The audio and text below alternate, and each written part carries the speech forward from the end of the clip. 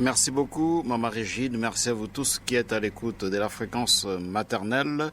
Nous n'oublions pas les internautes de tous ceux qui nous suivent sur notre télévision, YouTube, Radio Maria RDC. Chers téléspectateurs, vous suivrez d'ailleurs dans cette chaîne YouTube Radio Maria RDC la prière que vous venez de suivre tout à l'heure avant cette émission, la catéchèse.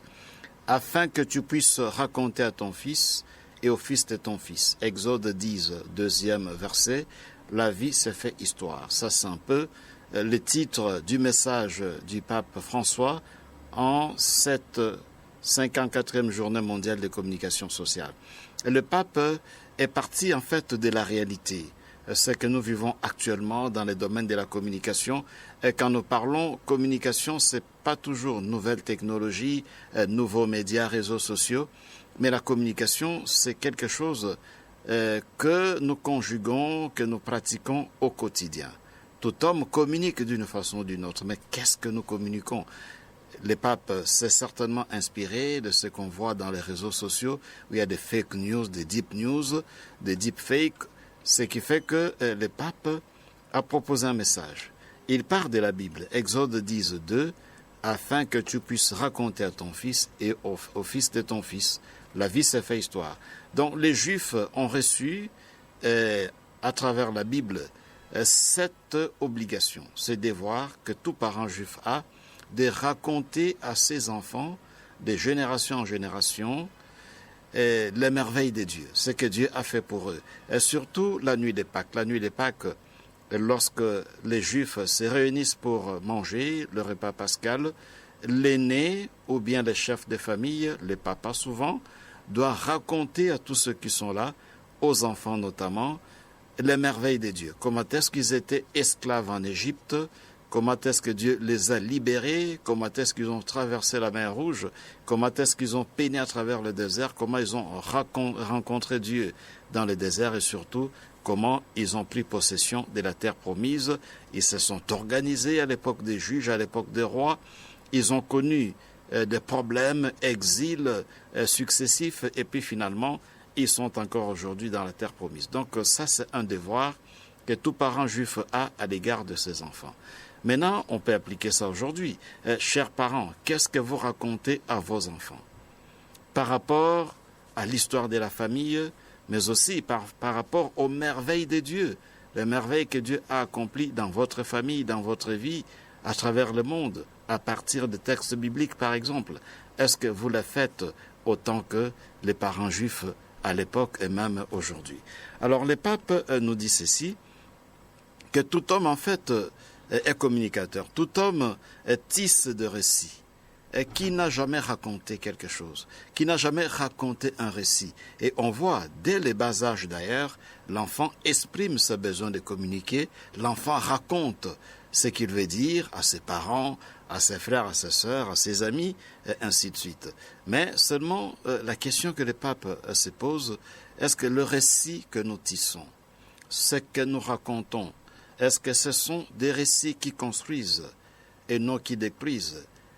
Sont-ils des récits qui aident à retrouver des racines et la force d'aller de l'avant ensemble?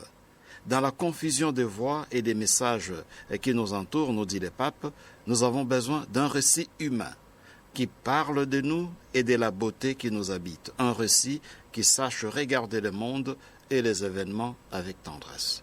Ça, c'est ce que le pape nous dit dès le premier paragraphe de son message. Alors le pape continue, le premier point de son message, tisser de récits. Il faut tisser de récits. Il faut tisser des récits. L'homme est un être narrateur, dit le pape.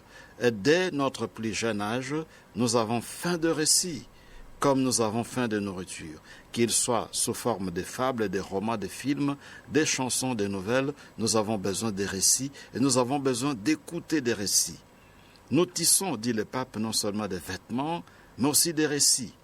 En effet, la capacité humaine à tisser conduit à la fois au tissu et au texte. Le récit de tous les temps ont un cadre commun. La structure prévoit des héros, même quotidiens, qui poursuivent un rêve.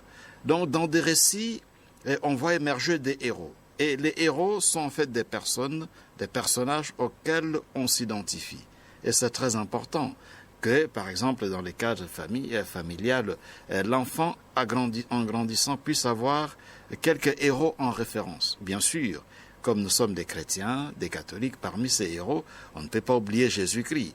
On ne peut pas oublier les saints de l'Église qui devraient être en fait des héros qui apparaissent dans le récit qu'on raconte aux enfants, que les enfants découvrent, de façon qu'ils puissent, autant que faire se peut, s'identifier à ces héros. Et tous les récits, prévient le pape, ne sont pas bons. Il part par exemple de ce que dit le serpent. Et quand Dieu crée, l'un des premiers êtres qui parle, c'est le serpent. En Genèse 3, Genèse 3.4. Le récit du serpent, c'est un récit catastrophique. Parce qu'il commence en disant, si vous mangez, vous deviendrez comme Dieu.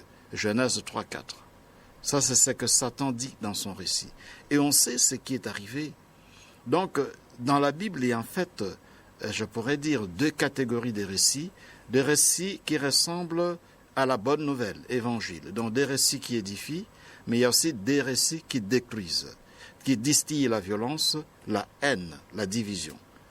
Alors, chacun de nous devrait se poser la question de savoir, quand je raconte ce que j'ai à raconter aux autres, est-ce que c'est dans la catégorie de la bonne nouvelle, des récits qui édifient les autres, qui apportent l'espérance aux autres, ou c'est dans la catégorie des récits qui ressemblent à celui du serpent, en Genèse 3.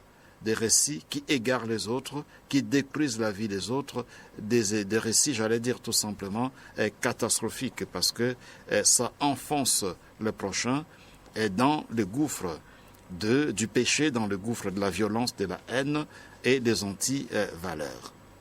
Le pape continue en disant, tandis que le récit instrumentalisé et utilisé à des fins de domination ont la vie courte, un bon récit est capable de transcender les frontières et de l'espace et du temps.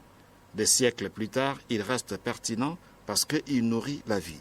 Et parmi ces récits qui ont transcendé plusieurs générations et qui restent encore d'actualité aujourd'hui, nous avons par exemple les récits bibliques.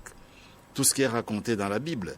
Il y a des textes bibliques qui remonteraient même au Xe siècle avant Jésus-Christ. D'autres textes plus récents au 1er siècle de notre ère, mais ces textes restent d'actualité parce que justement ce sont des récits qui édifient, des récits qui invitent à l'amour, qui invitent au partage, des récits qui révèlent le visage de ce Dieu qui est bonté, qui est amour, et qui est miséricorde. Le pape nous rappelle dans son récit, dans son message, que le récit des récits, c'est la Bible. L'Écriture sainte est le récit des récits. Et il est important de lire la Bible comme récit, de considérer comment est-ce qu'on raconte dans la Bible, surtout dans les évangiles, et comment est-ce que dans la Bible, les récits bibliques savent identifier toujours quelque chose qui peuvent redonner l'espérance à l'humanité, même au milieu des épreuves. Ça, c'est très important, que chacun de nous sache raconter, et raconter comme un chrétien devrait le faire, c'est faire du récit qu'on raconte un évangile. C'est-à-dire, même si il y a des événements malheureux qui entourent la vie de l'autre, mais savoir toujours identifier quelque chose, un noyau, un petit fait qui peut constituer, dirait-on, source d'espérance, qui peut devenir une source d'espérance pour l'autre. Chers auditeurs, chers internautes, et dans la dernière partie de son message, le pape écrit ceci, une histoire qui se renouvelle. C'est-à-dire comme des récits qui sont édifiants, transcendent des générations et demeurent d'actualité, et donc ça permet à tous ceux qui sont en contact avec ce récit de pouvoir se renouveler, de pouvoir se laisser édifier par ce récit. Il cite parmi ce récit le récit du pèlerin d'Ignace, ou encore l'histoire d'une âme de Thérèse de l'enfant Jésus, ou encore tant d'autres histoires qu'on connaît, des histoires des saints, comment les saints relatent leur vie. Les confessions de saint Augustin sont autant de textes où l'on voit qu'il y a lieu de raconter autrement. que ce que nous faisons aujourd'hui. Et aujourd'hui, lorsque on entend les gens parler, eh bien, on voit toujours des choses qui sont négatives. On met en relief ce qui est négatif et finalement, on distille le pessimisme, on distille le scepticisme et l'homme n'a plus l'espérance. L'espérance disparaît parce qu'il y a une certaine façon de raconter qui est telle qu'on met en exergue seulement ce qui est négatif. Le chrétien est celui-là qui, étant missionnaire de la joie, est capable d'identifier, de dénicher ce qui est de positif. Même au milieu des temps de problèmes, des temps de preuves, il y a toujours quelque chose qui est positif et qu'on peut, n'est-ce pas, identifier, qu'on peut promouvoir, et qu'on peut essayer d'insérer dans le récit afin que le récit devienne, autant que faire se peut, une bonne nouvelle pour l'autre. Et une histoire qui nous renouvelle. C'est-à-dire, ça c'est pratiquement la fin de ce récit, plutôt de ce message. Le pape dit ceci, le récit doit nous renouveler.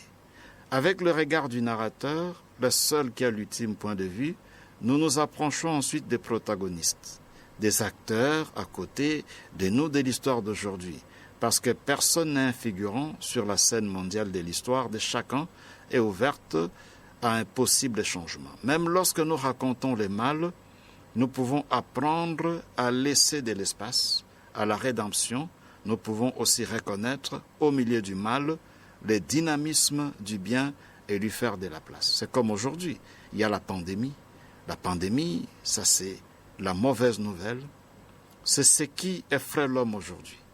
Ça fait partie de toutes nos conversations aujourd'hui, cette pandémie due au coronavirus Covid-19. Mais cette pandémie a apporté aussi quand même certaines habitudes que nous devrons peut-être retenir. Des habitudes telles que être un peu plus propre, respecter les règles d'hygiène. Je crois que même quand la pandémie aura disparu, il y a quelque chose de positif qu'on peut conserver dans nos habitudes de tous les jours. Et donc c'est ça un peu le rôle du chrétien. Comme dit le pape, même quand nous racontons le mal, nous pouvons apprendre à laisser de l'espace à la rédemption. Nous pouvons reconnaître aussi au milieu du mal le dynamisme du bien et lui faire de la place. Et en conclusion, le pape se tourne vers la Vierge Marie, celle qui a su raconter le récit, qui a su raconter l'histoire, qui a su tisser des récits qui sont plus que édifiants. Le pape cite Luc 2, 19, on pourrait ajouter même le 51e verset, où il est dit « Marie, en effet, conservait tout dans son cœur. » Il conservait tout ce qu'il voyait. Et donc, elle a raconté. C'est parce que Marie a raconté ce qui s'est passé à Bethléem que Luc a pu nous narrer ce récit, nous narrer ce qui s'est passé dans la nuit de Bethléem quand Jésus est né. Demandons donc l'intercession de la Vierge Marie pour qu'aujourd'hui, nous aussi, nous soyons de bons narrateurs, que nous soyons en mesure de tisser des récits qui peuvent édifier la vie des autres. Merci.